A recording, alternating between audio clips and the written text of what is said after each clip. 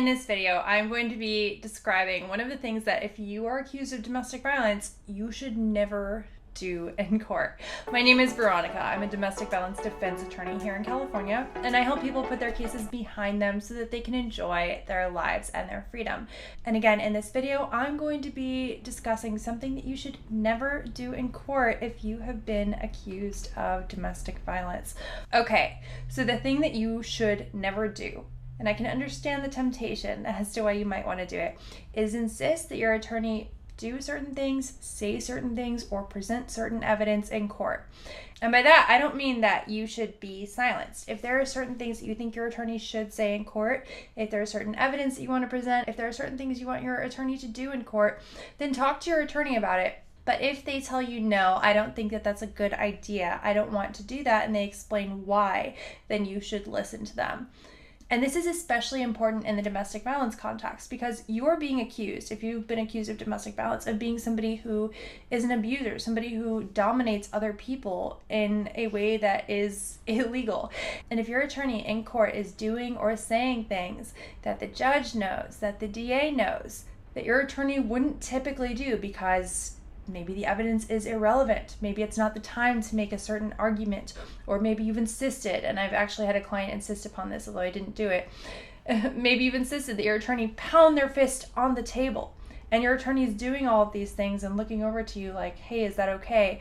What impression do you think that that is going to give off? That the impression is going to be that you are an abuser. So in the domestic violence context, one of the times that this comes up a lot is at the very first court date. The prosecution is always going to ask for a protective order to be put in place so that you cannot contact the victim. And if the victim wants to be in contact with you, the two of you are together, maybe you live together, you have kids together, the victim will have their opportunity to speak and your attorney can facilitate that. But one thing that the prosecutor is always going to do is state the facts from the police report. Now, the police report many times isn't accurate, or it's quoting the alleged victim saying something that the defendant disagrees with.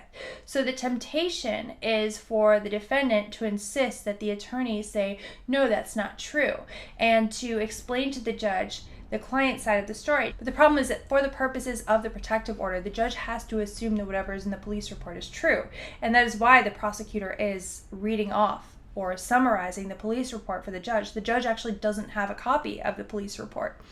But there is no legal basis for the defense to contest that. And if the prosecutor reads it wrong or summarizes it inaccurately, then yes, it is the time for the defense to jump in.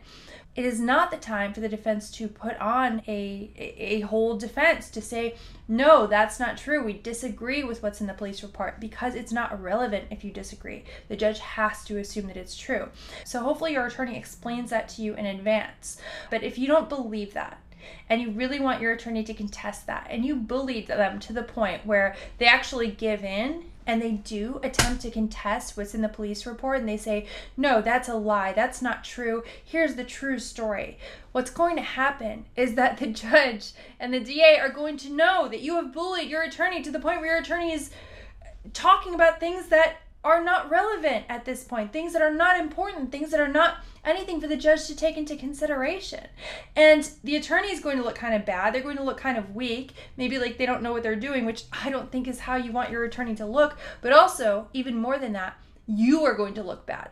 Let's say you have a really high-powered attorney, or you have me. I've been doing this for almost 11 years. I've tried cases all the way up to first-degree murder. I am tough with alleged victims. I am tough when I need to be. But if I actually were to stand up there in front of a judge and DA who know me, who have seen me advocate for my clients zealously, who know that I know what I'm doing, and I were to say, we disagree with what's in the police report, here's what really happened, and I'm saying all the things that my client wishes for me to say, then what are the DA and the judge going to think? They're going to think that you are so abusive and so domineering. You've even bullied me to the point where you have me making arguments that are completely stupid in court just to appease you. And that is going to make you look worse. And the client who wants me to bang my fist on the table or make a speech to the judge about why the case should be dismissed at a point in the case where the judge has no ability to dismiss the case, but the client just insists upon it.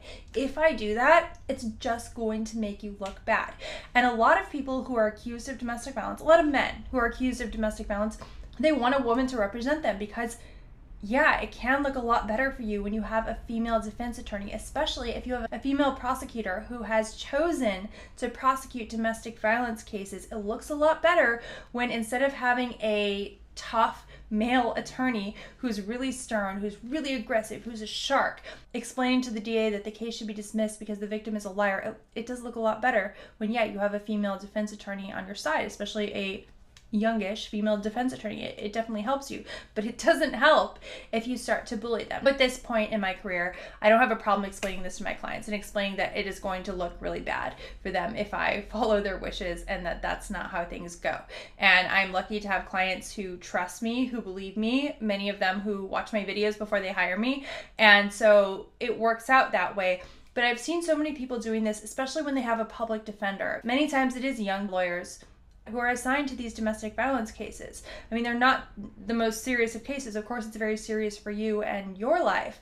But in the scheme of all of the types of criminal defense cases that we have here in California, they're not all that serious. And I'll see criminal defendants insisting that their attorneys make these arguments. And I've seen these public defenders who will say, you know, Mr. So-and-so wants me to argue XYZ, and they make the argument. And what they're doing when they say that, I mean, they're trying to appease their client in a way, so I see what they're trying to do, but really what they're doing is they're screwing over their client and throwing them under the bus because they don't want to get yelled at, and they want to at least be able to say, well, hey, I said what you wanted me to say.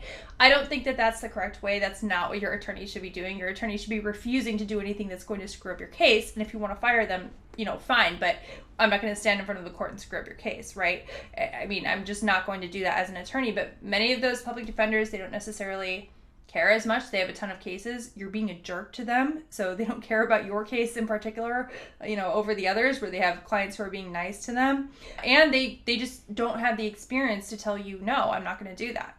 So again, I encourage you to have an open dialogue with your attorney, but when your attorney tells you no and tells you that's a bad idea for XYZ reason, if you don't believe them, if you don't want to go along with what they're saying, then get a different attorney. But the solution is not to just insist that that attorney follow your wishes. I hope you found this video helpful. If you have a criminal case in California, feel free to book a consultation with me. You can find my number in the description box down below. You can also find a link to book a call with me there. And if you did find it helpful, please don't forget to like, subscribe, and ring the bell.